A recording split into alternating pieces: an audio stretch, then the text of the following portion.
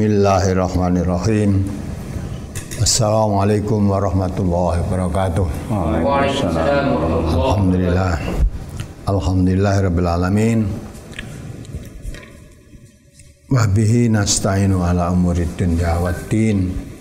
Asyhadu an la ilaha illallah wahdahu la syarikalah wa asyhadu anna Muhammadan abduhu wa rasuluh. Amma ba'd. Para peserta kajian Ahad pagi,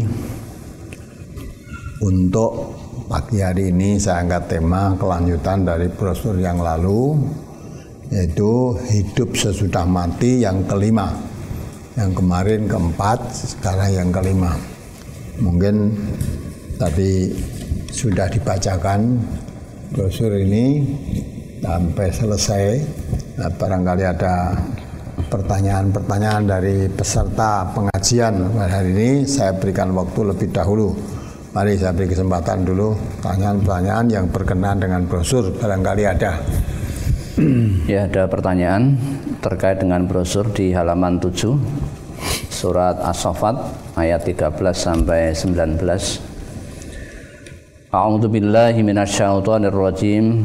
Wa idza dzukkiru la yazkurun wa idza ra'au ayatan yastaskhirun wa qalu in hadza illa sihrun mubin. A idza mitna wa kunna turaban wa idzaman a inna lamab'usun awa abaunal awwalun. Qul na'am wa antum dakhirun. Fa innama hiya zajratun wahidatun fa idza hum yanzurun. Dan apabila mereka diberi pelajaran, mereka tiada mengingatnya. Dan apabila mereka melihat sesuatu tanda-tanda kebesaran Allah, mereka sangat menghinakan. Dan mereka berkata, ini tidak lain hanyalah sihir yang nyata. Apakah apabila kami telah mati dan telah menjadi tanah serta menjadi tulang belulang, apakah benar-benar kami akan dibangkitkan kembali? Dan apakah bapak-bapak kami yang telah terdahulu akan dibangkitkan pula? Katakanlah, iya, dan kamu akan terhina. Maka sesungguhnya kebangkitan itu hanya dengan satu teriakan saja, maka tiba-tiba mereka melihatnya. Mohon diterangkan sifat-sifat orang yang sangat menghinakan tanda kebesaran Allah yang disebutkan dalam ayat 14 tersebut, dan apakah saya termasuk di dalamnya saat saya hendak masuk masjid untuk sholat berjamaah, memohon untuk dibukakan pintu rahmat, dan saya memahami keterangan-keterangan hadis bahwa di shaf yang pertama begitu banyak Allah mempersiapkan rahmat untuk hambanya. Namun saya tidak langsung menempati shaf yang pertama, malah memilih shaf yang lain. Padahal tidak ada yang menghalangi untuk mencapai shaf yang pertama. Terima kasih atas penjelasannya. Kamu tidak menyadari, tidak ada yang menghalangi untuk mencapai shaf yang pertama. Tapi mengapa kamu memilih shaf yang lain, bahkan mungkin shaf yang terakhir yang di tembok ini? Yang menghalangi apa? Yang menghalangi hawa nafsumu. Setan itu selalu menghalang, ya. Jadi setiap orang mau mengerjakan suatu kebaikan, selalu membisikkan, setan itu membisikkan. Ketika Nabi menyampaikan saja selalu menunjukkan suatu keraguan. Jadi kalau kita mencapai shaf yang pertama sebetulnya bisa, kenapa tidak? Yang menghalangi kamu tidak masuk ke shaf pertama kenapa? Padahal Nabi mengatakan kalau duduknya shaf pertama, ibaratnya, ya, digambarkan oleh Rasulullah, ibaratnya kamu itu sedekah seekor unta. Ya, unta. Nanti si shaf kedua, nah, terus sampai shaf terakhir, ya, paling kecil, ya, jika telur saja. Itu pun nanti kalau sudah khatib mulai berkhutbah, Orang datang sampai dikatakan malaikat tutup. Ya, orang yang khotib sudah malaikatnya untuk buku untuk mendengarkan khutbah. Nah, itulah kan orang yang datang kalau khotib sudah mulai khutbah kan sudah tidak dicatat. Ya, tapi datang walaupun khotib sudah mulai berkhutbah kan tidak ada rasa kecewa, rasa apa. Ya. Jadi belum pernah lama ini dah ya mengejar supaya tidak terlambat sholat Jumat itu. Seperti kalau saudara mengejar mau ketinggalan pesawat itu belum pernah merasakan. Tahu bukan itu lari-lari, tapi kalau tinggal ya sudah telat, sudah mulai khotibnya, sudah mulai khutbah, itu pun datangnya ya tidak segera datang. Nah itulah, itu maka yang menghalangi semuanya itu adalah setan. Tidak merasa kamu bahwa setan itu selalu membisikkan keraguan. Nah, maka selalu kan Allah pun sudah menjelaskan innama ya'murukum bisu wal fahsya. Setan selalu ya, menyuruh manusia berbuat yang buruk, yang jelek. Ya. Wal fahsya berbuat yang keji. Jadi kalau ada kesempatan duduk yang soft pertama nilainya besar apa dikatakan oleh Rasulullah, tapi setan membisikkan ini. Ya, raguan. Ya. Nah, yang enak itu ya duduk di belakang. Jangan tembok gitu ya, ya dah. Jadi yang penting state dihitung masuk sholat, kita masuk sholat Jumat, dah datang di situ. Nah, itu kurang perhatian. Jadi kamu merasa tidak ada yang menghalangi. Yang menghalangi itu setan. Wah, setiap ya, hari Nabi kita sudah mengatakan setiap saat itu manusia itu selalu datangi dua bisikan. Itu bisikan setan, dua bisikan malaikat. Nah, bisikan setan itu yang selalu membisik-bisik kepada kejelekan. Innama ya'murukum bisu, buat jelek, menyuruh kamu berbuat jelek. Nah, kalau bisikan malaikat selalu mengajak kebaikan. Tapi biasanya bisikan setan lebih agresif, lebih aktif, lebih kuat dorongannya. Ya, maka sampai Nabi mengatakan hujibatul nar bisyahwat, hujibatil jannah bil makarih. Jalan menuju neraka itu penuh keinginan, kesenangan, syahwat. Jadi kegembiraan. Tapi jalan menuju ke surga banyak sesuatu yang membosankan, tidak menyenangkan. Ibaratnya jalan menuju surga banyak duri-duri yang menghalang, meranjau, jadi ranjau. Tapi kalau jalan menuju neraka itu jalannya mulus, banyak menyenangkan, banyak daya tarik. Maka banyak orang tertarik lebih mengikuti bisikan setan daripada bisikan malaikat tadi. Itu maka dengan kita mengkaji, mempelajari Quran dan hadis Nabi ini, ya, kalau kamu tahu mempelajari ini diyakini dengan benar, merubah sikap kita.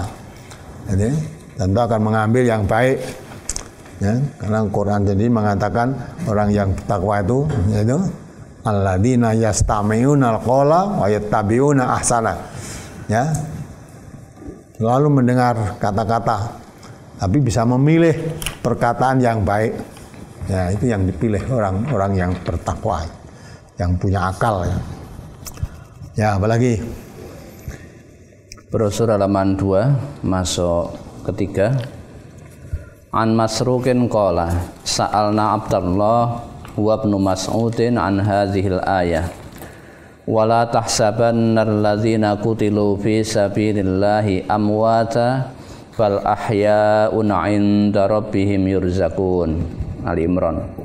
Qala ama inna qad sa'alna an dzalik faqala arwahuhum fi jawfi tayrin khudrin laha qanatil mu'allaqun bil arsy tasrahu minal jannati haitsu sya'at summa ta'wi ila tilkal qanatili fattala'a ilaihim rabbuhum ittila'atan faqala hal tashtahuna syai'an qalu ayya syai'in nashtahi wa nahnu nasrahu minal jannati haitsu syi'na. Rawahu Muslim.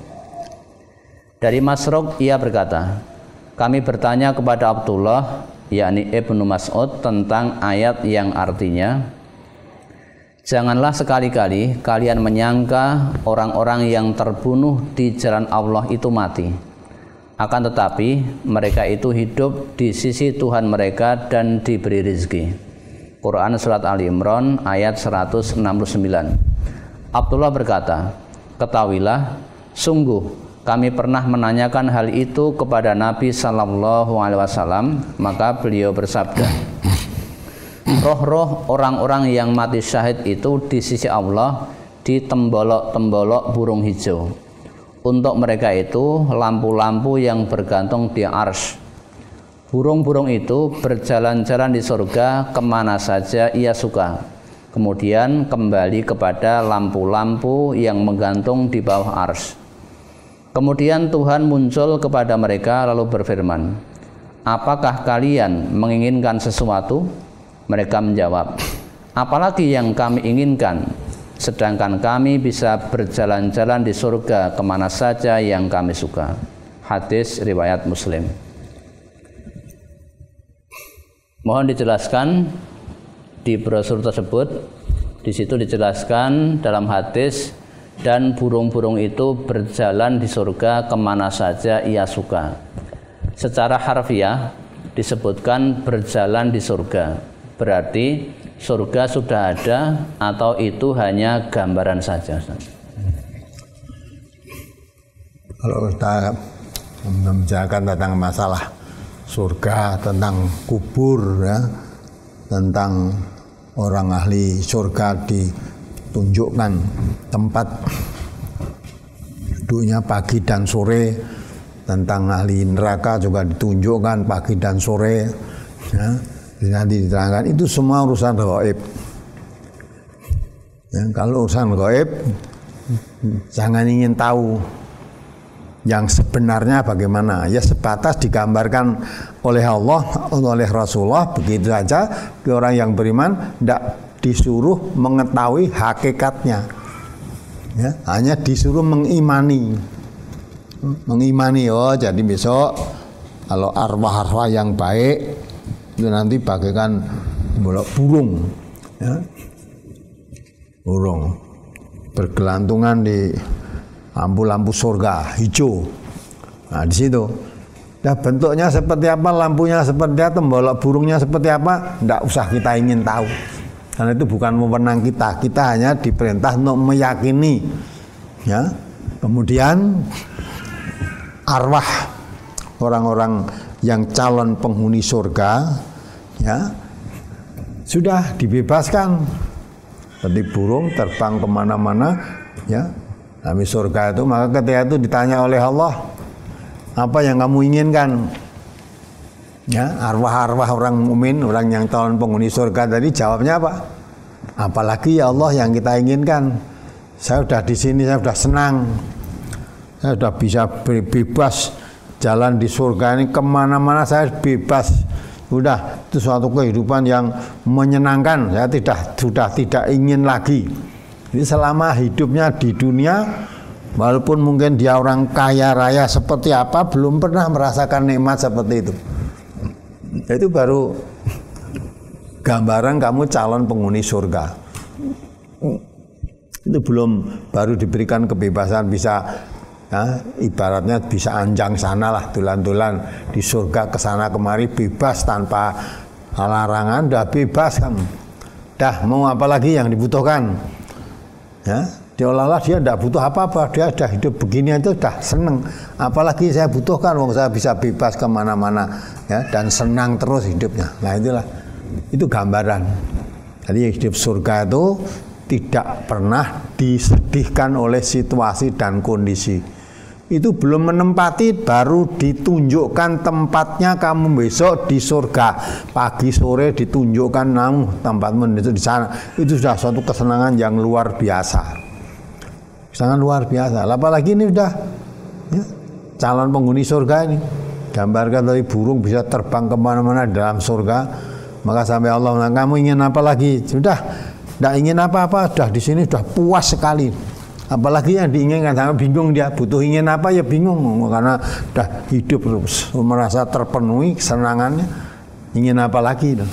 Nah inilah, jadi itu cukup diyakini, menerangkan bahwa orang ahli surga itu walaupun belum masuk surga, masih di alam barzah, alam tahanan itu, rohnya di mana, arwahnya udah boleh senang-senang menanjang sana di dalam surga.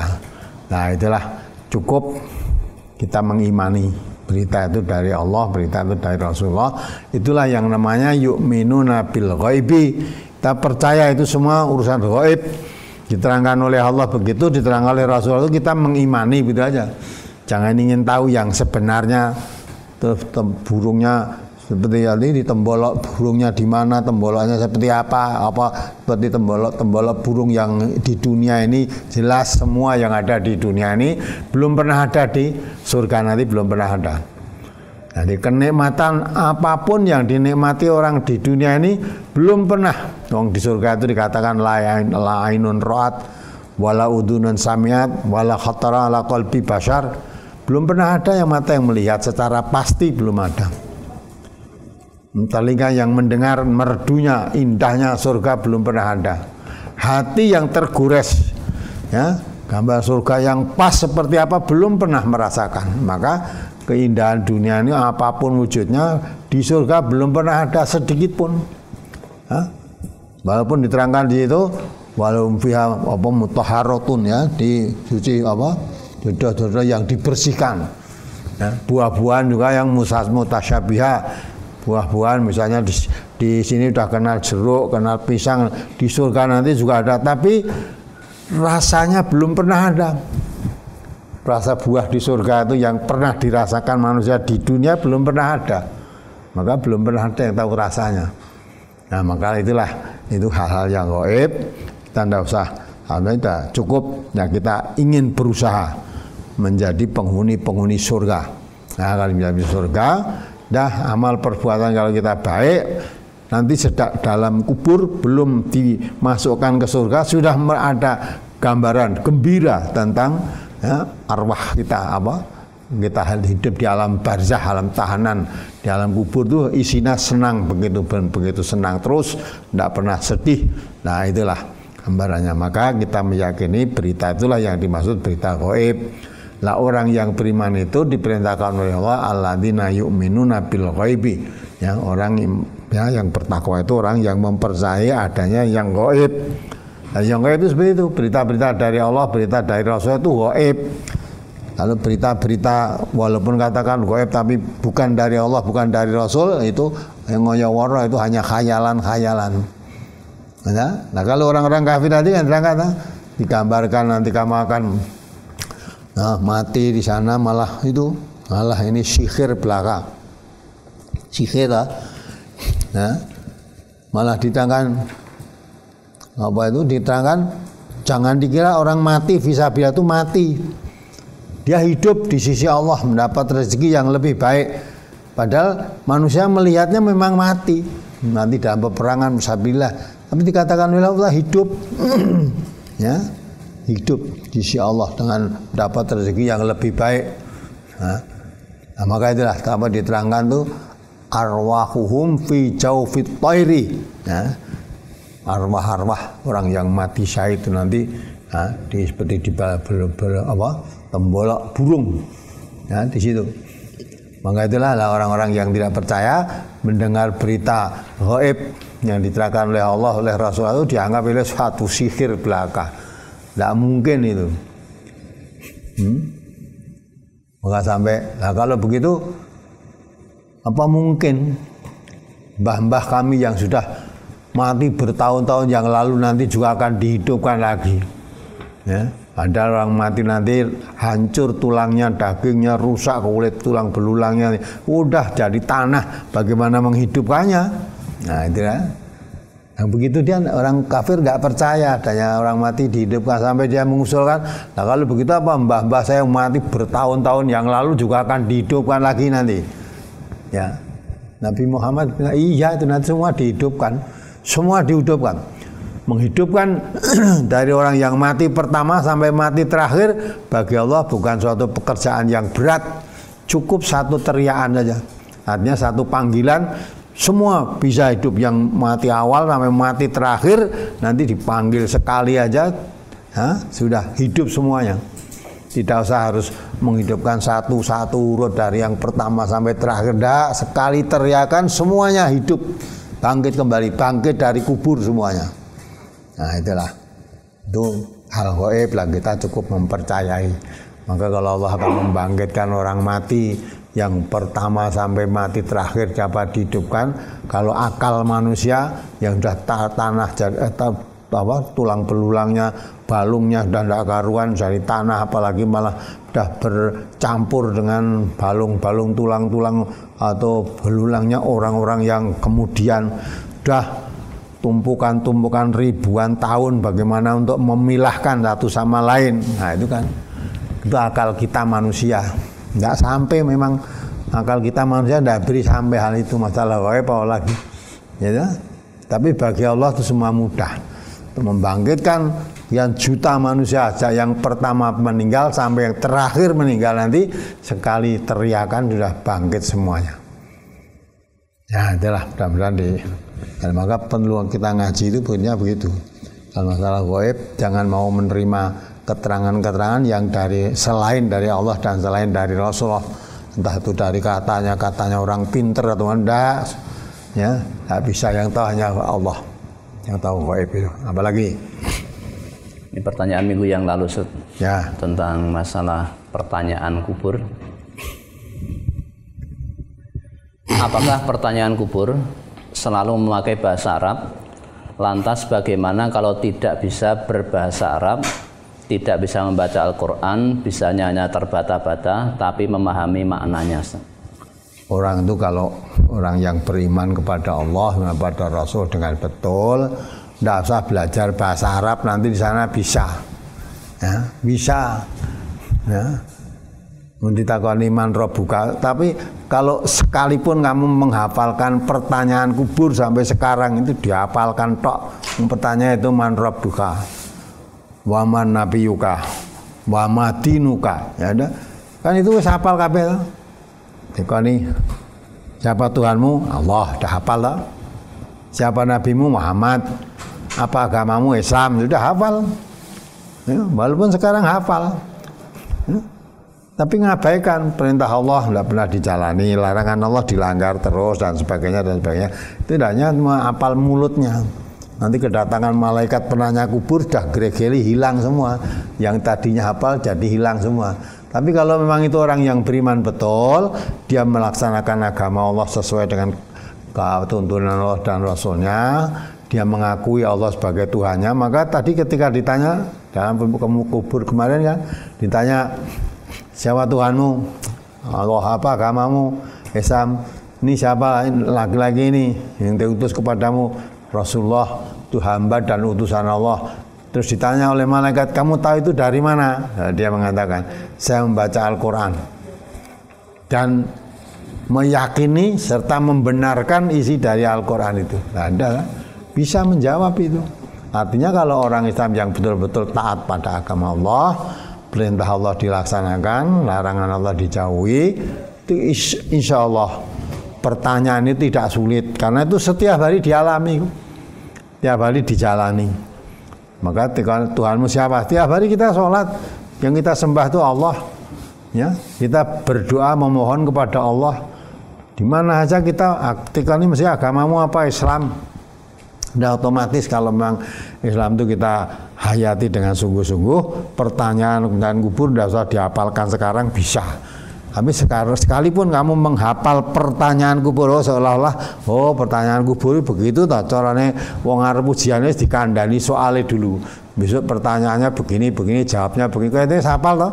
Tapi kalau memang tidak menghayati Islam, ya, tidak mengamalkan Islam, bisa nanti menghadap didatangi malaikat yang rupanya menakutkan, itu sudah hilang semua.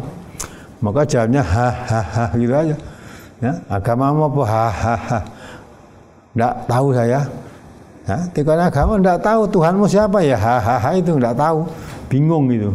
Nah itu panggilkan, maka tunjukkan aja, siapkan tempat duduknya di neraka, ya, hubungkan kuburnya dengan panas dan baunya neraka. Terus ditanya lagi nggak bisa, ambil pukul besi dengan kepalanya itu, ya, sekeras-kerasnya, padahal kalau dipukul gunung aja, dipukul dengan pukulan itu bisa jadi debu, maka manusia juga jadi debu. Dipukul itu teriak sekeras-kerasnya, ya, semua makhluk mendengar kecuali manusia dan jin yang tidak mendengar. Nah, nanti setelah hancur dari debu, nyawanya kembalikan lagi oleh Allah, dihidupkan lagi, disiksa lagi seperti itu lagi. Nah, itu juga urusan gaib. Nah, maka itu kita kalau memang kita yakin takut menghadapi yang begitu, hindari adab kubur semacam itu, sehingga kita selalu mentaati perintah Allah dan larangan Allah. Supaya kita tahu, maka ngaji dengan betul, ngaji mana perintah Allah mana larangan Allah, dilaksanakan sebagaimana mestinya. Kalau itu larangan ya dijauhi, kalau perintah dijalani semaksimalnya. Nah, otomatis kalau dilaksanakan dengan baik, pertanyaan kubur itu dah nggak ada kesulitan apa-apa, pasti ya. Itu nana waktu baru nyawanya dipanggil aja sudah disambut oleh malaikat yang penghuni langit sana, ya, karena udah harumnya harum semerbak baunya. Wah, ini mesti rohnya orang baik ini.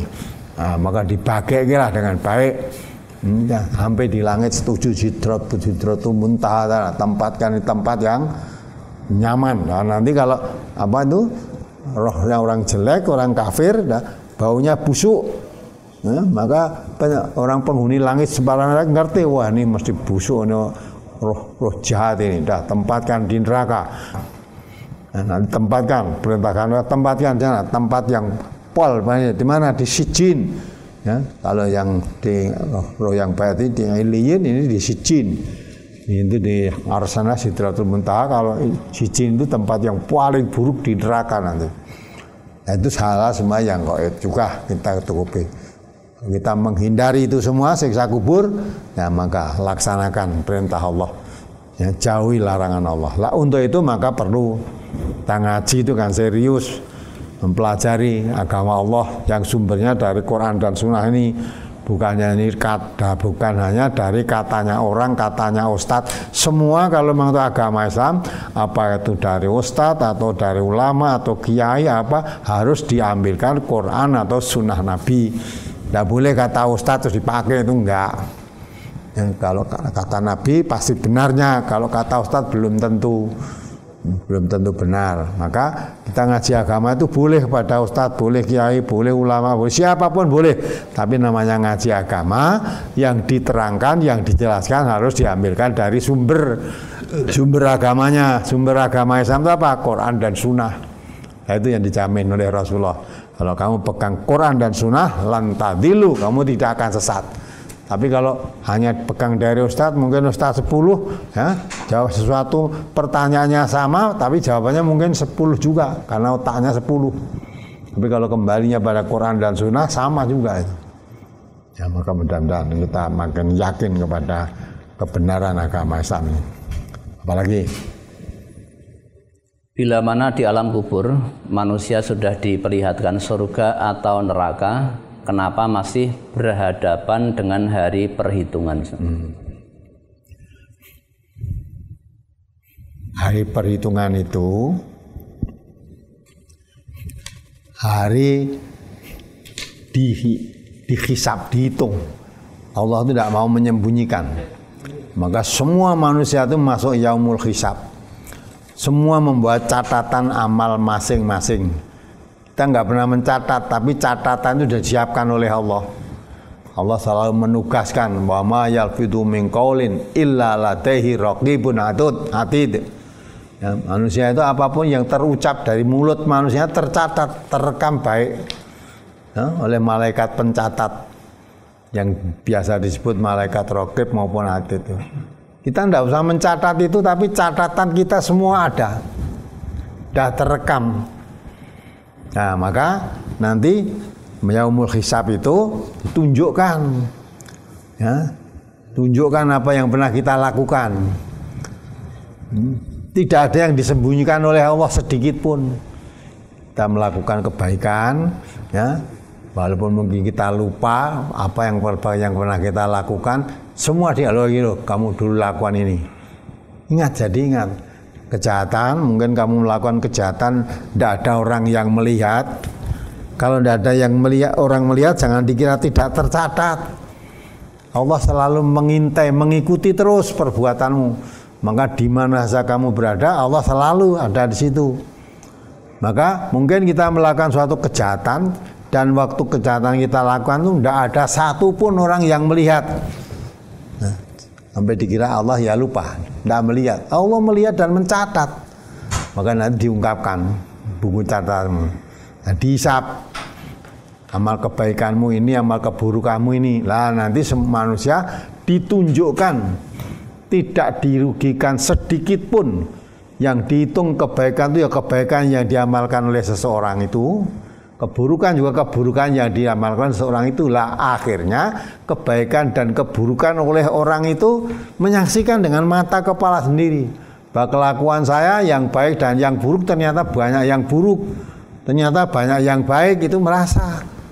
Nah, kamu nggak akan tanya, loh, saya dulu pernah merasakan begini, melakukan begini kok catatannya tidak ada. Justru kamu lupa pun catatannya semua ada. Nah, yang tadinya kamu lupa, tidak pernah melakukan, seolah-olah tidak pernah melakukan itu, ternyata setelah diungkap, oh iya, baru ingat kamu melakukan begini. Lah, begitulah tujuannya. Nah, supaya manusia itu mengerti bahwa nanti dimasukkan surga atau neraka itu tahu ini hasil amal perbuatan saya, yang semuanya dicatat oleh Allah Subhanahu wa taala. Jadi tidak ada yang dirugikan, nanti tidak ada orang yang kaget seolah-olah kok ada catatan saya yang baik-baik. Dulu ini kok tidak dicatat nih, yang dicatat kok jelek semua. Maka ditunjukkan semua. Yaumul hisab itu yaumul perhitungan. Dan disaksikan oleh yang bersangkutan itu sendiri, disertai dengan membawa buku catatan amal ketika hidupnya itu. Nah, itulah Allah dengan keterbukaan, tidak ada yang disembunyikan, baik besar kecil, baik buruk. Wa may ya'mal misqala dzarratin khairan yarah, wa may ya'mal misqala dzarratin syarran yarah. Jadi amal perbuatan walaupun sebesar dzarrah, apakah itu baik, sebesar dzarrah, apakah itu buruk, semua akan diperlihatkan oleh Allah kepada manusia yang berbuat itu. Nah, sehingga manusia akan mengetahui gitu, amalmu kecil-kecil sebesar darah aja tercatat semua. Jadi kebaikan-kebaikan atau keburukan-keburukan tidak ada yang hilang, begitu, nggak ada. Semua walaupun sebesar darah tercatat rapi. Lah setelah itu nanti dikumpulkan yang besar-besar, yang kecil-kecil sebesar darah tadi sampai yang besar-besar, ya di total semua mana yang lebih banyak. Nah, kalau ternyata lebih banyak yang baik, fahuwa fi ansyatir radiyah. Kalau ternyata banyak yang lebih jelek, fa'umuhu hawiyah. Nah itu, maka manusia nggak bisa berkutik karena menyaksikan apa yang dilakukan sendiri kok. Nah, mengapa kok tampung di surga wis ditunjukkan tempat duduk, ya, di tempat duduk neraka juga ada tempatkan kok dalam yaumul hisab, biar kamu yakin bahwa kamu di neraka, di surga itu bukan karena kasih apa pilihan Allah, di seolah-olah Allah berbuat dolim, ya. Ini sing dicatat karena akan dimasukkan di neraka, sing dicatat sing elek-elek tok, sing apik tidak dicatat. Semua dicatat, kebaikan dicatat, keburukan dicatat. Lah manusia yang bersangkutan melihat dengan catatannya sendiri. Maka dengan dia nanti masuk surga, puas, mengerti memang aku melakukan begini. Kalau masuk neraka, dia tidak menyalahkan siapa saja, memang saya melakukan seperti itu. Mau apa lagi? Mau protes dengan siapa? Nah, bahwa Allah itu innama tuwaffawna ujurakum yaumal qiyamah. Allah akan memberikan balasan yang sempurna, ditunjukkan nanti di hari kiamat. Faman zuhziha 'anil nar, siapa yang amal perbuatannya itu bisa menjauhkan diri dari neraka setelah masuk alam hisab tadi, ya, alam mizan, perhitungan atau timbangan amal tadi, keputusannya masuk neraka, dia menyadari karena memang perbuatan saya banyak yang jelek. Tapi kalau keputusannya nanti setelah masuk alam mizan atau alam yaumul hisab tadi, ya, banyak kebaikannya, bahwa fi syati radiyah, menyadari juga. Dan Allah tidak akan pilih kasih karena ini anak Nabi, ya, anak Nabi atau istrinya Nabi masukkan surga semua walaupun namanya jelek, enggak. Sampai dalam Quran pun telah diabadikan. Ya, istrinya Nabi Nuh, istrinya Nabi Lot masuk neraka semua, anaknya Nabi Nuh masuk neraka. Ya, semua itu. Tapi aneh, istrinya Firaun yang pernah ngaku jadi Tuhan, Firaunnya ini malah masuk surga, gitu kan? Nah, itu makanya ya, manusia itu baik suami istri, bapak ibu anak masing-masing tanggung jawab sendiri-sendiri atas perbuatan yang pernah dilakukan ketika di dunianya. Itu jadi yaumul hisab itu yaumul mizan, supaya manusia menyaksikan apa yang pernah dilakukan itu sendiri. Allah tidak pernah mendolimi pada hambanya siapapun. Ya, mudah-mudahan bisa dipahami. Berikutnya di brosur hari ini halaman 6 surat Ar-Rum ayat 55 sampai 56 yang paling atas. Wa yauma taqumus sa'atu yuqsimul mujrimuna ma labisu ghaira sa'ah kadzalika kanu yufakun. Wa qala alladzina utul ilma wal imana laqad labistum fi kitabillahi ila yaumil ba'si fa hadza yaumul ba'si walakinnakum kuntum la ta'lamun. Dan pada hari terjadinya kiamat bersumpahlah orang-orang yang berdosa. Mereka tidak berdiam dalam kubur melainkan sesaat saja. Seperti demikianlah mereka selalu dipalingkan dari kebenaran.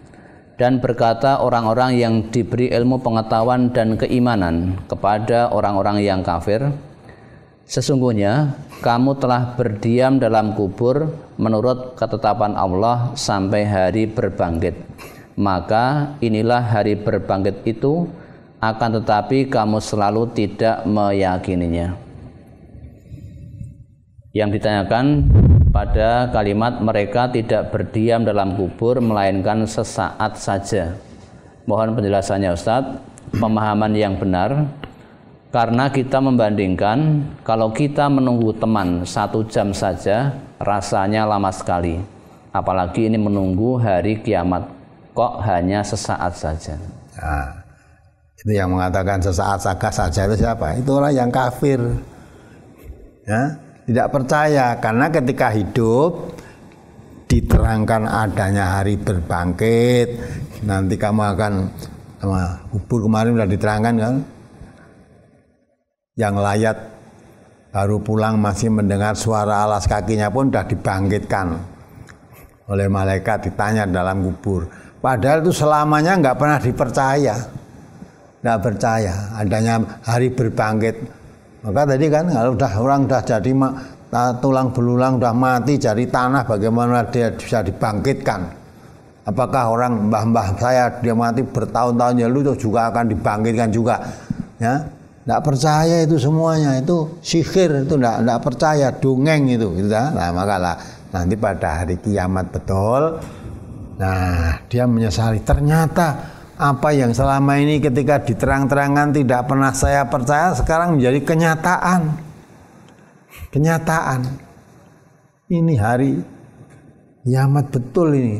Nah, seolah-olah dia mengalami kiamat itu tidak pernah, ya, tidak pernah mengalami seperti, ya, hidup di dunia itu sepertinya sebentar sekali itu, ya. Malah orang berdosa mereka tidak berdiam dalam kubur melainkan sesaat saja. Artinya selama ini kubur itu pun nggak dipercayakan dihidupkan lah, kok tahu tadi kubur terus yang layat belum apa itu masih dengar sudah bangkitkan dari kuburnya, ditanya malaikat, itu yang begitu tidak pernah dipercaya akan adanya begitu. Maka setelah adanya pertanyaan kubur itulah dia ingat, ya. Maka orang yang berilmu diterangkan, orang-orang yang diberi ilmu pengetahuan dan keimanan kepada orang-orang kafir, ya, sesungguhnya kamu telah diam dalam kubur itu menurut ketetapan Allah sampai hari dibangkitkan. Ya Allah sudah membuat ketetapan, semua nanti dalam kubur, mati tinggalkan dunia ini masuk dalam kubur. Berapa lama? Ya, tentang lamanya tidak ditentukan. Tidak ada manusia yang tahu, hanya Allah menjadikan lamanya dikubur sampai kamu nanti dibangkitkan pada hari kiamat. Hari kiamat nanti. Nah, orang yang tidak mempercayai orang mati dalam kubur nanti akan dihidupkan lagi itu, ya, ketika mati sudah ternyata bangkitkan lagi. Wah betul, dan merasa dia dalam kubur itu belum lama kok sudah dibangkitkan lagi. Padahal itu tidak pernah diyakini. Orang mati dibangkitkan lagi itu tidak pernah meyakini. Ternyata kok betul bangkitkan ya. Padahal dia merasa dikubur belum lama, alas kakinya yang layat saja masih didengar, dia sudah dibangkitkan gitu. Sudah dibangkitkan. Ya, maka seolah-olah kebangkitan di alam kubur itu sesuatu yang mendadak seolah-olah. Nah, padahal itu memang kamu sudah bertahun-tahun tinggal di kubur, nah memang tidak diterangkan oleh Allah berapa lamanya, tapi lamanya diterangkan oleh Allah, nanti kamu dikubur sampai hari dibangkitkan. Orang yang berilmu tahu lah, sekarang ini kamu dibangkitkan oleh Allah. Sekarang ini saatnya kamu dibangkitkan. Nah, orang yang kafir tidak pernah mempercayai adanya hari dibangkitkan itu. Maka dia merasa kalau dah dikubur itu wes ora bakal dibangkitkan meneh. Nah, sehingga ada. Maka ketika dibangkitkan merasa belum pernah ya, mengalami semacam ini. Lah kok baru sebentar aja sudah dibangkitkan. Ya, nah itulah. Nah, tapi orang yang berilmu ngerti itu sudah ditetapkan oleh Allah. Ya, sampai hari dibangkitkan. Nah sekarang ini saatnya hari dibangkitkan. Nah maka kalau ditanya kamu berapa lama dikubur ini merasa malah belum pernah merasa. Hidupnya di dunia aja belum boleh dikatakan belum tutup kok sudah masuk dalam kubur ini. Nah, dan suatu hal yang sangat mengagetkan karena ketika hidup diberi keterangan-keterangan itu nggak pernah percaya. Hari berbangkit itu tidak pernah terlintas dalam pikirannya, meyakini sedikit pun tidak. Anggapannya orang itu sudah mati, sudah selesai dan tidak diurus. Nah, kok tahu-tahu kok ini dibangkitkan lagi. Ya, maka itu sepertinya belum pernah mati lah hidup. Ya, belum pernah merasakan dikubur lama kok tahu-tahu sudah bangkitkan lagi. Lah ini saat ini memang menurut ilmu yang diberitahu oleh Allah, ilmu dan iman, tahu memang ini saatnya hari dibangkitkan. Nah ini maka kamu yang tidak mempercayai dulu, ini saat hari berbangkit, dah kenyataan kan ya. Nah maka itulah penyesalan bahwa seolah-olah dia belum sempat berbuat baik, kok tahu-tahu dah mati dibangkitkan lagi.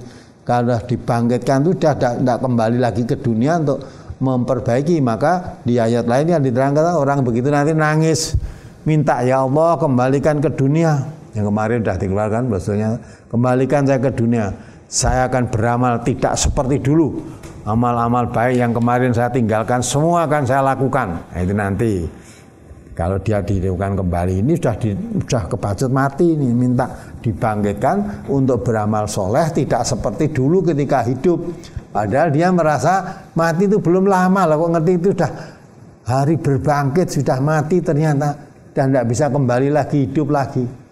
Nah, ini, maka orang yang berilmu yang tahu. Muhammad itu sudah diberitahu oleh Allah, kapan kamu berapa lama sampai hari kamu dibangkitkan. Nah, berapanya tidak ditentukan waktunya. Lah sekarang ini saatnya hari dibangkitkan. Nah, itu maka itu gaib juga. Lah kita bagi orang yang beriman dah percayailah. Nah, kita nanti semua akan mati walaupun sekarang itu masih hidup semua, ketahuilah kamu nanti semua akan mati. Nah, mati nanti akan mengalami hidup lagi, dihidupkan lagi. Tahu hidup sesudah mati nanti tidak hidup seperti sekarang ini. Ya, kebutuhannya pun berbeda. Ya, alamnya pun berbeda.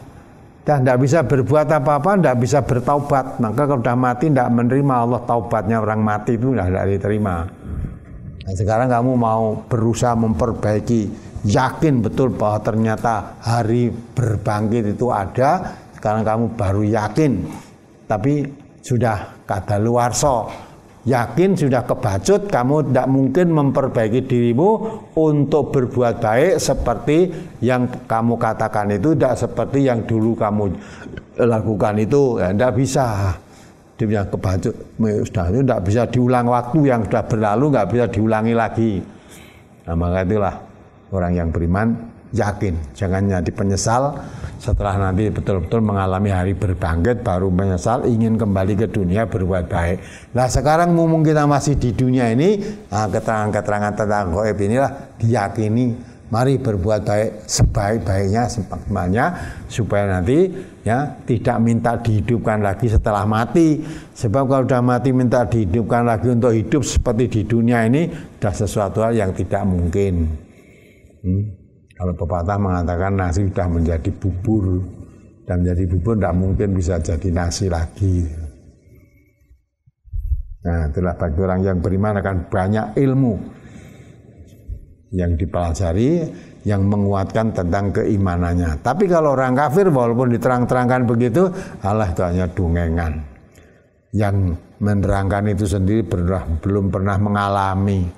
Nah, maka jangan percaya itu hanya dongengan orang-orang dahulu lah itu. Ketika di dunia diterangkan kan nyepelek gitu. Nanti kalau sudah mengalami sendiri baru dia menyesal. Tapi penyesalan setelah mengalami mati nanti penyesalan itu tidak ada gunanya. Ya, apalagi di brosur halaman 3 disebutkan bahwa roh-roh orang yang beriman ini bisa berjalan-jalan di surga kemana saja yang ia suka. Ustadz, saya melihat di YouTube kata seorang ustadz bahwa arwah itu bisa berjalan-jalan dan tilik ke rumah. Apakah ini benar? Nah, yang tilik ke rumah itu saya belum pernah tahu. Ya, berjalan-jalan di situ, berjalan-jalan di surga gitu kok. Itu pun orang yang rohnya orang-orang yang baik, yang mati syahid tadi. Ya, dalam brosur yang kemarin kan sudah diterangkan. Ya, ketika ditanya malaikat, orang baik, sudah ditunjukkan calon tempatnya di surga, pagi sudah bergerak, terus dia ingat keluarganya yang di rumah, minta izin pada malaikat penyakubur, apakah bisa saya untuk kembali memberitahu keluarga saya yang ada di rumah itu? Apa jawab malaikat? Tidurlah kamu. Udah, jadi karepe, neng kono bae penak tenan, mungkin nak kandanis keluargaku saya beritahu biar lebih taat kepada Allah, nanti biar bisa merasakan kenikmatan seperti yang saya rasakan sekarang ini. Nah, maka itulah dia akan memberitahu keluarganya supaya keluarganya lebih taat dalam melaksanakan agama Allah ini supaya mengalami kenikmatan seperti yang dirasakan. Maka ketika dia minta izin untuk kembali ke dunia memberitahu keluarganya, malaikatnya mengatakan, dah tidurlah kamu. Tidak bisa, tidak boleh. Sebab kalau semua orang mati bisa balik ke dunia begitu kan, ya dah, ya. Nanti tidak ada orang yang kafir, tidak ada yang beritahu yang sudah ngalami. Lalu yang memberitahu orang yang hidup lah wong wedhe ya orang tahu ngalami mati lah. Nek sing ngabari wong sing wis mati kan terus itu. Nah, nanti kalau begitu, nah maka itu sudah mati bisa sanjang sana pulang ke rumah juga, ini kan malah medeni wong urip nanti gitu. Nah, maka itulah tidak boleh.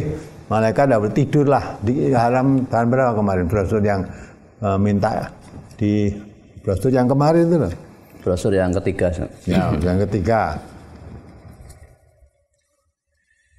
Halaman berapa itu? Halaman 2 sampai 4. Nah, coba diperhatikan itu. Ini dia minta izin untuk kembali, nggak boleh itu oleh malaikat. An Nabi Hurairah qala Rasulullah sallallahu alaihi wasallam, "Idza kubiral mayyitu aw qala ahadukum atahu malakani aswadani azraqani yuqalu li ahadihima al-munkaru wal akharu an-nakiru fayaqulani ma kunta taqulu fi hadzal rajuli fayaqulu ma kana yaqulu huwa abdullahi wa rasuluh asyhadu an la ilaha illallah wa anna muhammadan abduhu wa rasuluh fayaqulani qad kunna na'lamu annaka taqulu hadza summa yufsahu lahu fi qabrihi sab'una dzira'an fi sab'ina summa yunawwaru lahu fihi summa yuqalu lahu nam fayaqulu arji'u ila ahli fa ukhbiruhum fayaqulani nam kanaumatil arusil ladzi la yuqidhuhu illa ahabbu ahlihi ilaihi hatta yab'asahu Allahu min madja'ihi dzalik wa in kana munafiqan qala sami'tun nasa yaquluna faqultu mislahu la adri fayaqulani qad kunna na'lamu annaka taqulu dzalik fayuqalu lil ardi iltaimi alaihi fataltaimu alaihi fatahtalifu adla'uhu fala yazalu fiha mu'azzaban hatta yab'asahu Allahu min madja'ihi dzalik. Rawahu Tirmidzi. Dari Abu Hurairah ia berkata, Rasulullah sallallahu alaihi wasallam bersabda, apabila mayit atau salah seorang di antara kalian telah dikubur, ia didatangi dua malaikat yang hitam kebiruan. Salah satunya bernama Munkar dan yang satunya bernama Nakir. Lalu keduanya bertanya kepada mayit, apa yang kamu yakini terhadap laki-laki ini, yakni Muhammad? Maka mayit itu akan menjawab menurut keyakinannya, dia adalah hamba Allah dan utusannya. Aku bersaksi bahwa tidak ada Tuhan selain Allah dan bahwasanya Nabi Muhammad adalah hamba dan utusannya. Maka kedua malaikat itu lalu berkata, sungguh kami sudah tahu bahwa kamu akan mengatakannya begitu. Kemudian dilapangkan kuburnya sejauh 70 hasta berkeliling. Kemudian diterangi untuknya. Kemudian dikatakan kepadanya, tidurlah. Lalu ia berkata, bolehkah aku kembali kepada keluargaku untuk memberitahukan kepada mereka? Maka kedua malaikat itu berkata, tidurlah seperti tidurnya pengantin yang tidak membangunkannya kecuali kecintaan istrinya kepadanya. Nah, itu perhatikan nih. Jadi orang baik amalnya diberi tempat yang nikmat, indah, saking senenge dia minta izin pada malaikat yang menanya dalam kubur tadi, boleh enggak saya mau pulang menemui keluarga saya beritahu, saya kabarkan tentang keadaan saya begini. Maksudnya diberitahu supaya keluarganya menjadi orang yang tunduk patuh beragama. Nanti biar nasibnya bisa bahagia seperti yang dia rasakan. Maka dia minta izin pada malaikat penanya dalam kubur tadi ya. Ya tanyakan summa yunawwaru lahu fihi summa yuqalu lahu. Ya. 6. Fayaqulu arji'u ila ahli wa ukhbiruhum. Fayaqulani 6. Ya, kanomil ars. Aja dirangkat dari malaikat kabarkan ya enak. Tanya pada malaikat, bolehkah saya kembali ke menemui keluargaku untuk mengkabarkan keadaan ini? Malaikat singkat jawabnya, ya, apa katanya? 6. Tidurlah kamu. Nah, tidurlah kamu seperti tidurnya pengantin baru, nanti dibangunkan oleh istrinya karena kecintaannya kepada suami tadi. Itu. Jadi maksudnya baik emangnya. Bahwa apa yang dilakukan di dunia membawa buah yang menguntungkan, menyenangkan, maka dia ingat pada keluarganya. Supaya keluarganya nanti menjadi keluarga yang bahagia, mendapat balasan yang nikmat seperti yang dirasakan oleh dirinya. Maka dia yang sudah mengalami akan mengkhabarkan keluarganya supaya keluarganya taat pada Allah, taat pada Rasulullah supaya mendapat kebahagiaan hidup seperti yang dirasakan itu.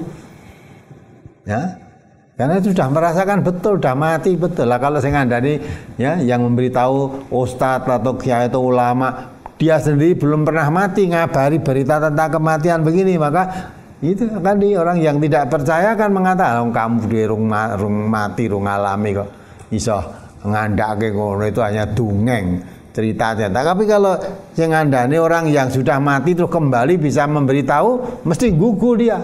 Maka malaikat tidak mengizinkan dia kembali. Memang sudah tidak ada waktu, kalau sudah mati sudah bisa kembali, dah jadi sunatullah begitu. Maka minta kembali walaupun tujuannya baik mengabari saudaranya atau keluarganya. Jawab malaikat, 6, tidurlah kamu, dah, tidur seperti pengantin baru. Nanti bangun kalau sudah dibangunkan istrimu karena kecintaannya kepadamu lah gitu, nggak boleh. Nah itulah, jadi orang itu kalau tadi dikatakan berjalan-jalan di surga, diberi kebebasan, memang berjalan-jalan di surga di sana, ya, Nah itu surga juga gaib, yang memperbolehkan menjalankan juga Allah. Lah terus kamu diberi kebebasan ya, bisa berjalan dari surga kok arep berabas bali ning dunya, itu pintu dari surga ke dunia nggak ada jalannya, tertutup sudah. Ya, nggak ada. Jadi pintu surga dengan pintu dunia itu nggak ada hubungannya. Orang kok terus tekan ngendi entuk terus nembus dalan menuju ke dunia lagi, tidak bisa karena alamnya udah lain ya. Alam kubur dengan alam dunia ini beda. Orang yang di dunia juga tidak akan bisa mengetahui hakikatnya orang dalam kubur. Orang yang dalam kubur juga tidak akan bisa ngabari orang ke dunia. Terus akhirnya orang hanya berdasarkan mimpi-mimpi itu ya toh. Mimpi ketemu ya bapaknya atau ibunya udah mati ya, nangis-nangis ya. Kok awake dadi kurus ora kopen ya. Nah, terus dia tak atik sendiri. Ya, simbah kok mulai nangis ya. Mereka barang ditili ternyata kuburannya amblong. Wah, gak kiwa tengene kuburane dimarmer kabeh. Wah, berarti mbah kuwi njaluk kon ngiji ngilang kuwi penemune gagasane sing urip, padahal lain. Ya, lain itu ndak bisa. Mulane apalagi yang mimpi hanya kita-kita semua ini, ya. Tidak ada ngimpi, kecuali kan ngimpinya Nabi itu wahyu. Nah, kalau ngimpi kita itu bukan turu dah, atau ketika mau tidur bayangkan terbawa dalam tidur. Jadi tidak dan surga tadi memang diterangkan oleh Rasulullah. Nah, orang mati nanti bisa berjalan-jalan di surga pakai burung hijau tadi, ya. Terus berangkat surga kelikan kalau keluarga sini neng omah ora kok arep ngabari yang omah jalan dari surga ke dunia ini ndak ada tembusnya, ndak ada jalan tembusnya, nggak ada, dan ndak bisa, alamnya dah sendiri-sendiri. Ya apalagi anak saya baru meninggal kurang lebih 5 minggu yang lalu dikarenakan sakit yang mendadak. Saya begitu shock setiap teringat anak saya. Anak yang begitu penurut, bila bicara begitu sopan, apabila disuruh membantu orang tua tidak pernah membantah. Sholat 5 waktu di masjid tidak pernah lowong. Saya berusaha ikhlas dan harus ikhlas. Tetapi apabila kangen dengan anak saya langsung nangis karena begitu kangen sekali. Suami sudah berusaha untuk memahamkan saya bahwa semua itu titipan Allah. Kita sudah merawat sejak kecil hingga menginjak dewasa dan menjadi anak yang soleh. Tapi kalau Allah sudah memintanya, ikhlas, tidak ikhlas, kita harus ikhlas. Dan Allah pasti akan mengganti yang lebih baik untuk anak kita di surga nanti. Tapi hati ini sangat terasa kangen sekali. Apabila apalagi anak yang nomor 3 di pondok, rumah begitu sangat sepi, sudah ditinggal anak. Apakah saya termasuk orang yang meratap? Mohon tausiahnya dan doanya Ustadz, mudah-mudahan saya dan keluarga diberikan kekuatan dan kesabaran dalam ujian ini. Jadi kalau apa yang Ibu katakan tadi, anaknya nurut, sholat 5 waktu terjaga dengan baik, taat kepada orang tua, kalau itu betul seperti yang Ibu katakan, memang seperti itu ya. Nah mudah-mudahan kalau kangen betul, ikuti jejak anaknya itu ya. Sholat 5 waktu dengan nurut, perintah agama dilakukan dengan baik, taat pada orang tua. Allah janji kalau kangen sekarang, anakmu dengan kamu sudah alamnya lain.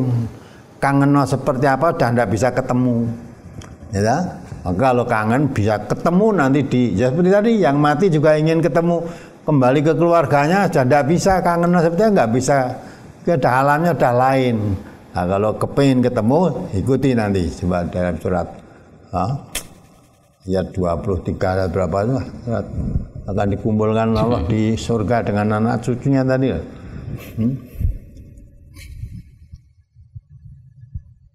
Surat Asyura apa surat Al-A'raf itu lah, 23, 23. Allah akan mengumpulkan. Nah itu kangennya bisa diobati di sana nanti. Nah sekarang kalau anakmu tadi betul, nah anakmu nanti akan menempati di surga. Ya, kalau kangen kejar saja, hanya di surga kejar. Ya. Surat Ar-Ra'd nomor surat 13 ayat 23. Ya, 23. Jannatu adni yadkhulunaha wa man salaha min abaihim wa azwajihim wa dzurriyyatihim wal malaikatu yadkhuluna alaihim min kulli bab. Salamun alaikum bima sabartum fa ni'ma uqbaddar.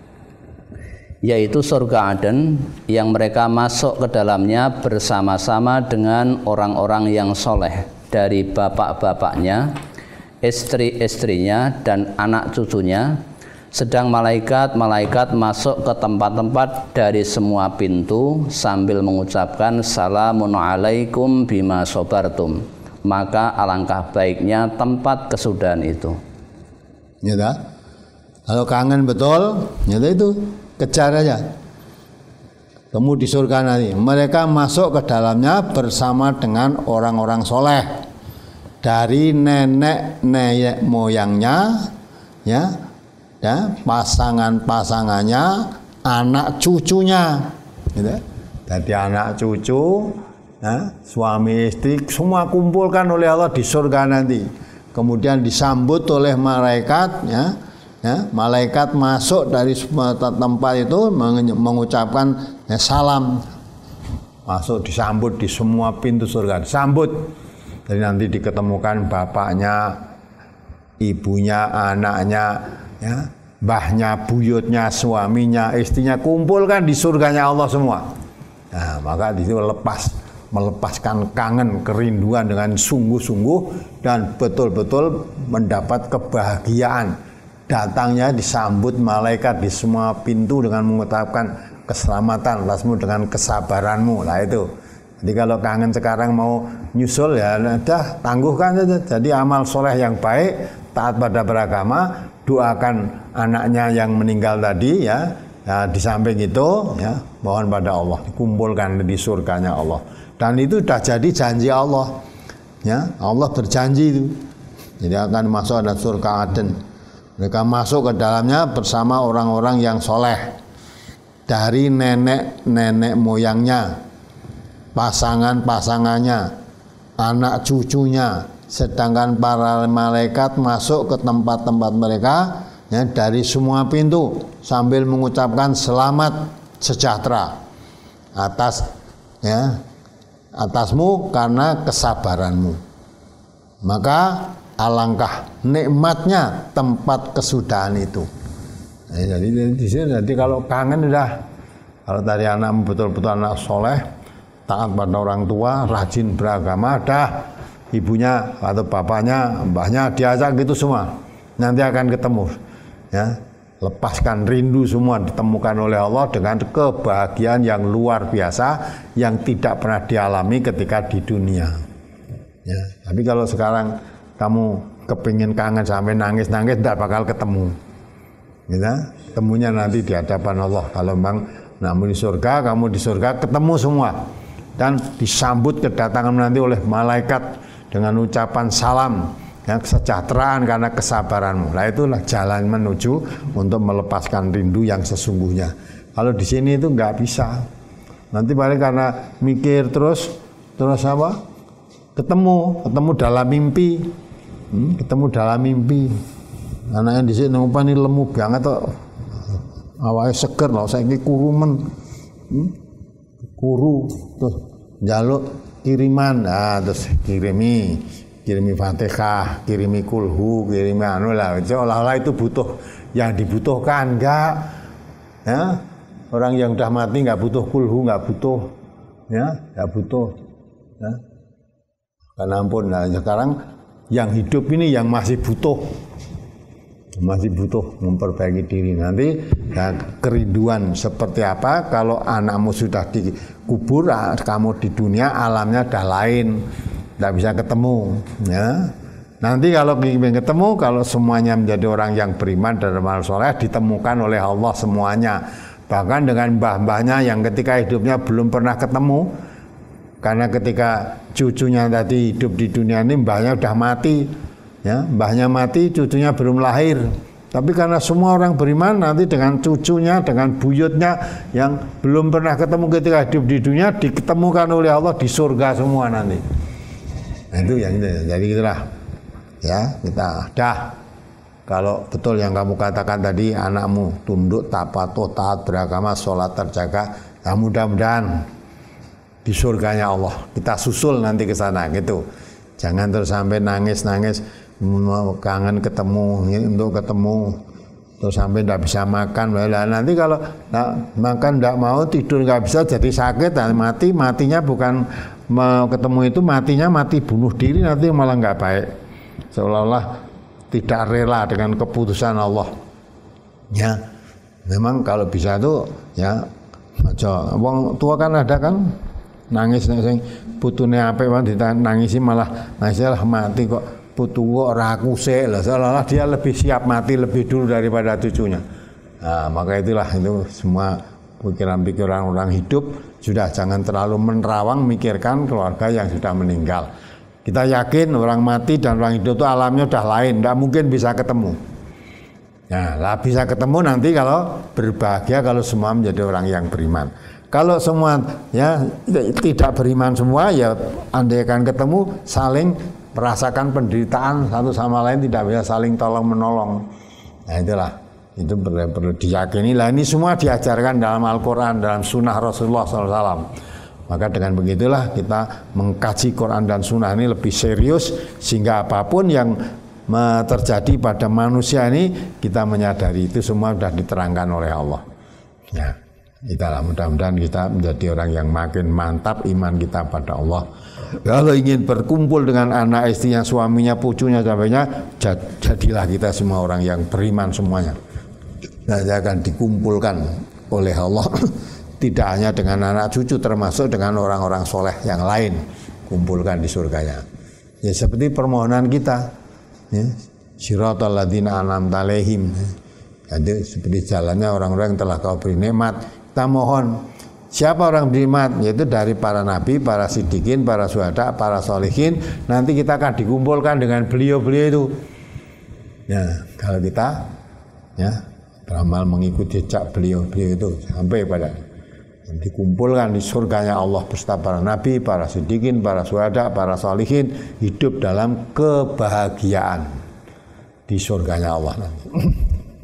Apalagi untuk kangennya kepada anak jati, termasuk niyahah atau meratap tidak?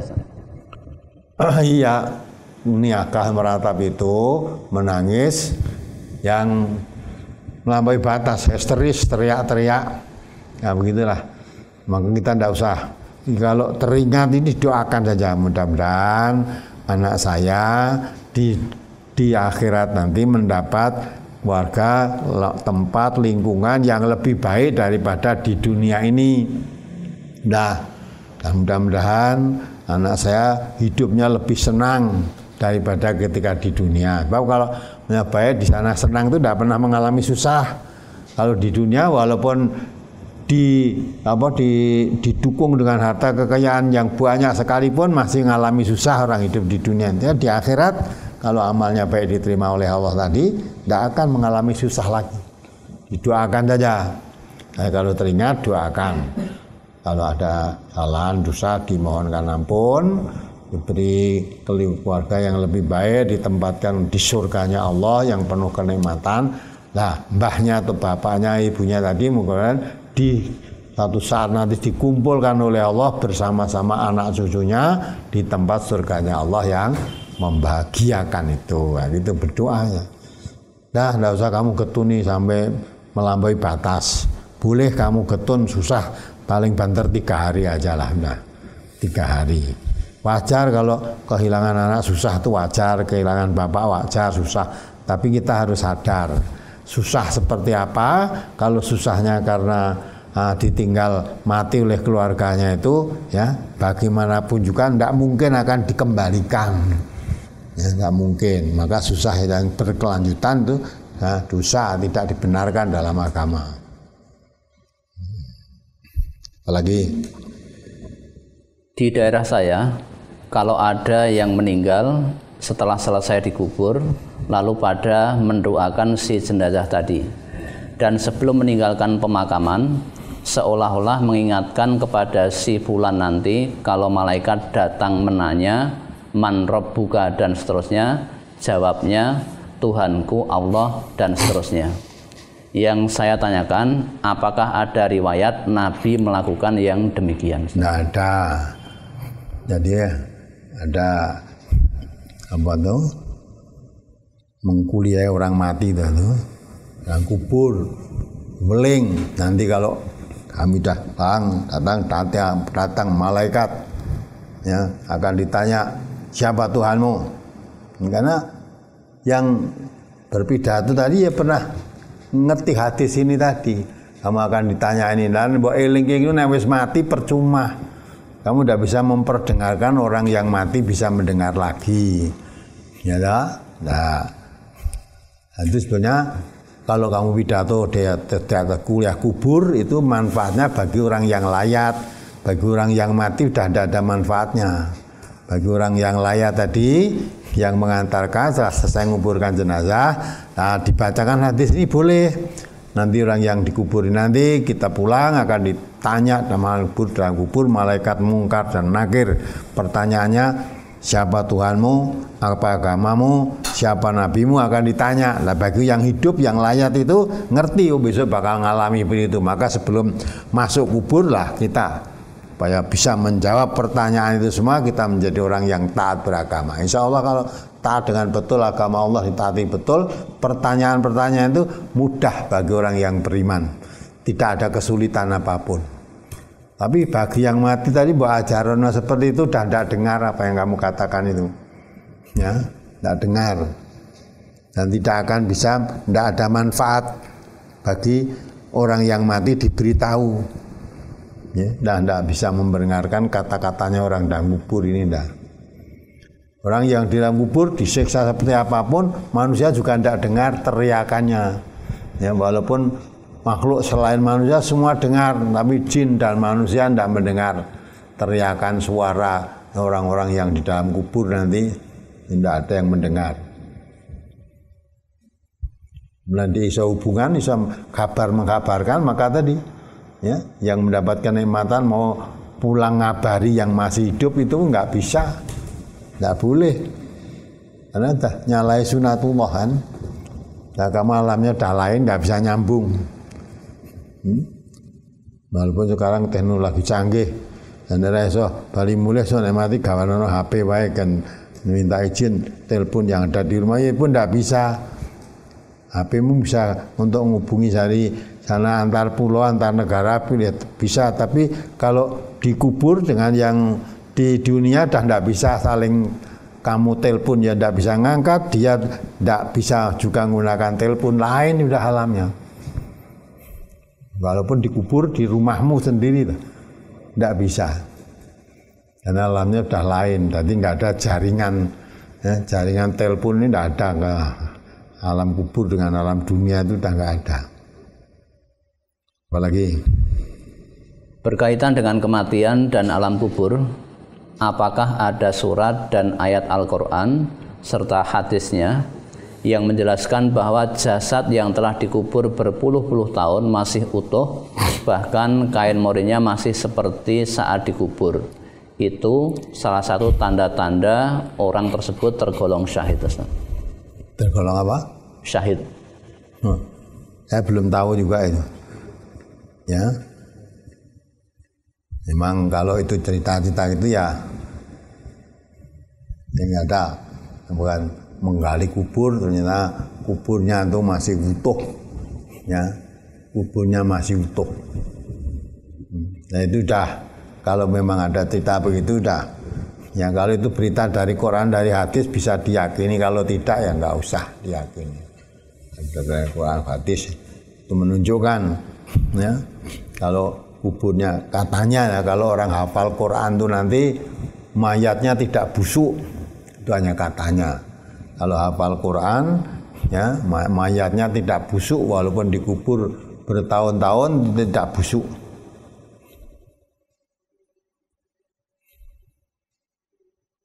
Nah, sampai kain kafannya pun tidak sobek, Ya, maka terus timbul pemenang kayak matinya Selasa Kliwon sisan, malah gue pesugihan tuh nanti. Kain kafannya bisa diambil, mayat yang masih utuh nanti bisa diambil telinganya, dicokot, digawa mulih untuk pesugihan. Nah, kalau sampai muncul ke sana jadi kemusyrikan malah. Jadi wong mati sama marai sugih, diambilkan bagian dari anggota tubuhnya yang masih utuh tadi. Ya, itulah. Jadi andai kata bangkainya tadi masih utuh dan sebagainya, ya itu wong bangkai dan tidak apa. Yang dimasukkan surga neraka nanti bukan itunya, ya, bukan tergantung ini, tergantung amal solehnya itu. Maka Allah katakan faman zuhziha 'anil nar wa udkhilal jannata faqad faz. Siapa yang amal perbuatannya bisa menjauhkan dari neraka, bisa memasukkan dirinya ke surga, itu orang yang beruntung. Ya, bukan orang yang mayatnya masih utuh atau tidak utuh ya, tapi yang penting menentukan amalnya tadi. Amal kebaikannya. Ya, apalagi bagaimana status anak yang baru lahir itu meninggal? Ya sudah, kembali pada Allah. Itu urusan orang masuk surga kan karena amal solehnya. Lah, orang mati baru lahir dan mati belum beramal apa-apa. Tapi dia sudah Islam itu. Karena ketika lahir dah berjanji pada Allah, dia mengatakan dia Islam kok ya.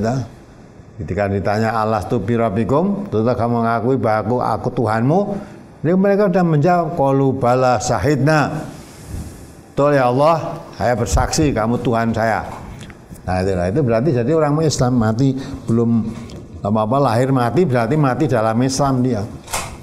Maka tidak disolatkan karena dia tidak punya dosa. Ya, tidak punya dosa. Nah kalau itu apa di surga? Lah itu urusan Allah. Mau dimasukkan di surga atau ya, katanya nanti jadi pelayan orang ahli surga. Andai kata jadi pelayannya orang ahli surga berarti kan dia masuk surga berarti. Ya itulah.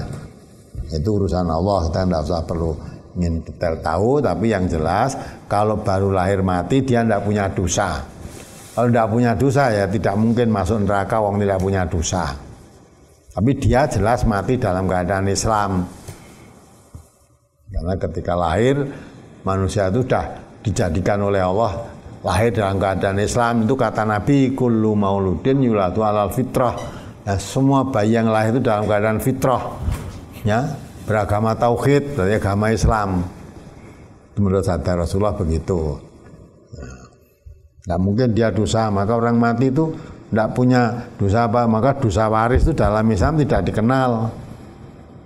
Karena bapaknya dosanya besar, banyak, anak baru lahir, dah untuk warisan dosa kok ini bapaknya. Ada celaka kalau begitu. Ya, nah, dosa diwarisi, nah, pahala tidak diwarisi ya. Lah anak Nabi kan, nabinya masuk surga. Tentu amalan-amalan yang dilakukan amalan baik semua, kok tidak diwariskan kepada anaknya? Nah, tidak mungkin begitu. Maka dalam Islam tidak mengenal dosa waris. Dosa ya karena perbuatan sendiri, bukan karena perbuatan bapaknya. Dapat pahala juga karena perbuatan sendiri, bukan perbuatan bapaknya. Maka Allah mengatakan man amila sholihan fali nafsihi wa man asaa fa 'alaiha. Berbuat baik untuk dirinya sendiri, berbuat dosa untuk dirinya sendiri. Nah itu. Apalagi pertanyaan para malaikat kepada mayat dalam kubur, apakah mayat dihidupkan seperti sedia kala atau hanya terhadap rohnya saja? Itu diterangkan itu. Bukan didudukkan, dikembalikan rohnya kepada kemarin yang belum apa karena dikembalikan seperti ketika hidup. Nah, coba dibaca yang kemarin. Apa harus saya dikembalikan pada kami seperti hidup ini, maka didudukkan terus ditekoni, habis mati ditekoni apa nyawanya dikembalikan, iya dikembalikan. Ya dipukul tadi lah, dipukul jadi debu, hancur karena dipukul pukulan yang keras tadi dah, dari debu. Wes dadi debu rampung wis ora ning siksa ndak, kembalikan lagi nyawanya. Nyawanya dikembalikan lagi, dia hidup lagi. Maka disiksa lagi. Nek wis mati disiksa kan ya ora krasa wis mati, maka dikembalikan lagi. Tadi kembalikan dipukul lagi jadi debu lagi, nanti kembalikan lagi gitu ya. Nah itu tadi. Dia memang dikembalikan, tanya dalam kubur, didudukkan, bangkit ya, terus didudukkan seperti ketika di dunia ini, rohnya dikembalikan. Untuk yang rohnya dikembalikan tadi, ya, di brosur kita hidup sesudah mati, bagian yang keempat di halaman 8. Halaman 4 ya. Iya. Halaman 4 coba dibaca. Halaman 8. Nah. Saya baca yang agak akhir kan artinya panjang. Beliau bersabda, mayat orang kafir itu lalu dipukul dengan pemukul tersebut hingga suaranya terdengar oleh semua makhluk dari ujung timur hingga ujung barat kecuali jin dan manusia hingga ia menjadi debu. Beliau meneruskan sabdanya, setelah itu rohnya dikembalikan lagi. Ya, dikembalikan lagi supaya bisa merasakan sakit. Kalau sudah jadi debu, ya, enggak dikembalikan, rohnya kan sudah mati, enggak bisa merasakan siksa. Rohnya dikembalikan lagi, terus dipukul lagi. Di neraka ya begitu, bakar sampai kulitnya hancur pun ditumbuhkan kulit yang baru. Nah, maksudnya apa? Bahwa sakitnya itu terus abadi. Nah, kulit yang dibakar tadi sudah jadi abu, sudah mati kan wis orang ngerasa lara, maka tumbuhkan kulit yang baru. Bakar lagi itu maksudnya bahwa rasa penderitaan dibakar di neraka itu pun tidak pernah ada henti-hentinya. Nah, maka dipukul jadi debu, sudah dengan teriakan keras tadi tidak ada yang dengar kecuali yang mendengar hanya jin dan manusia. Yang tidak mendengar jin dan manusia, semuanya makhluk mendengar. Nah, gitu. Jadi roh dikembalikan. Dan orang mati ini sebenarnya memang dalam hadis Nabi kan terangkan, no? Orang tidur itu rohnya lepas dari jasadnya. Orang yang dikehendaki oleh hidup, maka roh yang lepas dari jasadnya tadi dikembalikan ke jasadnya hidup. Lah yang tidak dikembalikan ditahan, maka bacot mati. Maka ada tuntunan, orang yang tidur kok bisa hidup lagi, maka tuntunannya bayar doa alhamdulillahilladzi ahyana ba'da ma amatana, ya. Ya Allah, ya, yang telah menghidupkan aku setelah aku mati. Jadi orang tidur akhirnya orang mati, ya. Selama ruhnya belum dikembalikan berarti orang mati dia. Nanti kalau ruhnya dikembalikan, orang tidur tadi jadi hidup lagi. Nah, tapi orang yang tidak dikembalikan oleh Allah rohnya jadi mati, maka sering terjadi orang tidur jadi mati, gacor mati digugah ora gelem tangi. Nah, itu mati. Jadi rohnya tidak dikembalikan. Nah, maka itulah orang mati itu, ya, rohnya dikembalikan, maka mendapat siksa kubur dalam keadaan roh dikembalikan tadi.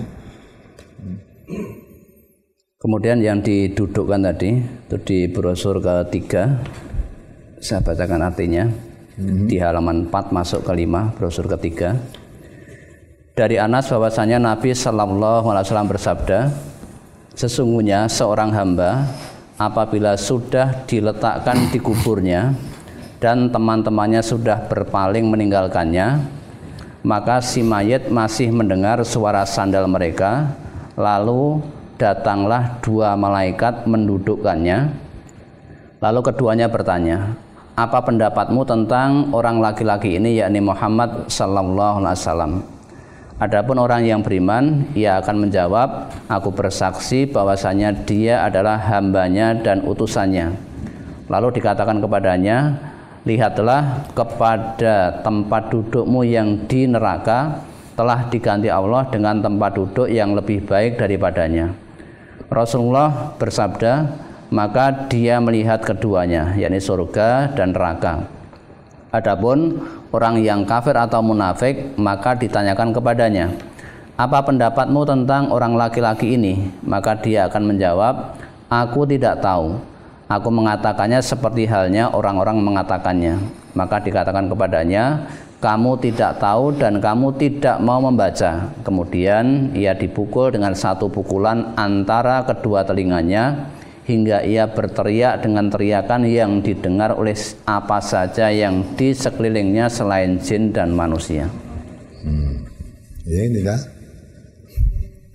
Yang mati itu malaikat ketika yang layak belum jauh pun dari yang kubur tadi, malaikat bangun mendudukkannya. Orang mati tadi didudukkan, ruhnya dikembalikan kepada yang mati tadi. Terus ditanya tadi, ya, ditanya, pertanyaannya itu tadi, ma kunta taqulu fi hadzal rajul Muhammad sallallahu alaihi wasallam. Nah, itu. Kamu tahu ya, ini Muhammad Rasulullah ditunjukkan nih, kamu tahu siapa laki-laki ini. Nah, kalau orang yang beriman tahu ini hamba Allah dan utusannya itu. Nah, kalau orang yang kafir tidak tahu itu siapa. Hanya saya mengatakan seperti kebanyakan orang mengatakan, jadi nggak tahu kalau itu Rasulullah. Jadi sebelum ditanya itu, ruhnya dikembalikan dulu, ditanya. Jadi dihidupkanlah, dia hidup lagi. Kemudian di hidup sesudah mati yang keempat di halaman 7, ini artinya yang agak di bawah. Beliau melanjutkan sabdanya, kemudian datang kepadanya wewangian surga, lalu kuburnya diluaskan sejauh mata memandang. Selanjutnya beliau bersabda, jika yang meninggal itu orang yang kafir, maka rohnya akan dikembalikan kepada jasadnya. Saat itu datanglah dua malaikat seraya mendudukkannya. Ya. Ya. Jadi rohnya dikembalikan, didudukkan supaya hidup lagi untuk menjawab pertanyaan-pertanyaan dari dua malaikat tadi. Walaupun pertanyaannya sama. Ditanya siapa Tuhanmu, orang kafir ya ditanya siapa Tuhanmu. Ya, apa agamamu, sama orang kafir ya ditanya. Siapa laki-laki ini, itu aja Nabi Muhammad maksudnya. Pertanyaan orang kepada orang kafir ya sama. Tapi kalau orang yang beriman dikembalikan ruhnya ke jasadnya tadi, jadi hidup, dia tanya semua pertanyaan bisa menjawab. Nah, kalau orang kafir ditanya jangan cuma la adri, saya tidak tahu, cuma tidak tahu, itulah. Ruhnya dikembalikan. Maka kalau orang yang bisa menjawab pertanyaan-pertanyaan kubur dari malaikat tadi, ya, kuburnya diluaskan 70 hasta, kuburnya dijembarkan, diberi bebauan wangi-wangian dari surga, diberi pakaian dari surga.